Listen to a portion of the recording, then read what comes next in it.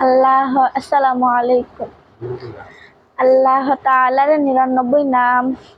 عن أبي هريرة رضي الله تعالى عنه قال قال رسول الله صلى الله عليه وسلم إن لله تعالى 99 اسما من أحصاها دخل الجنة।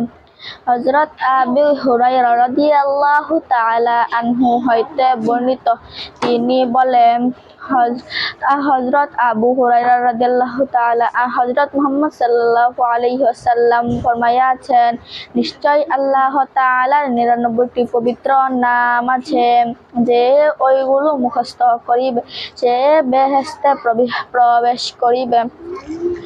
ওয়াল্লাহুল্লাযী লা ইলাহা ইল্লা হু আর-রাহমানু আর-রাহিমু আল-মালিকু আল-কুদ্দুসু আস-সালামু আল-মুমিনু মুহাইমিনু আল-আজিজু আল-জাব্বারু আল-মুতাকাব্বিরু আল-খালিকু আল-বারিউ আল-মুসাవ్বিরু আল-গফফারু আল-কাহ্হারু আল-ওয়াহ্হাবু আর-রাজ্জাকু আল-ফাত্তাহু আল-আলিমু আল-কাবিদু আল-বাসিতু আল-খাফিদু আর-রাফি'ু المعز المذل السميع البصير الحكم العدل اللطيف الخبير الحليم العظيم الغفور الشكور العلي الكبير الحفيظ المقيت الحسيب الجليل الكريم الرقيب المجيب الواسع الحكم العدل الودود المجيد البعيث الشهيد الحق الوكيل القوي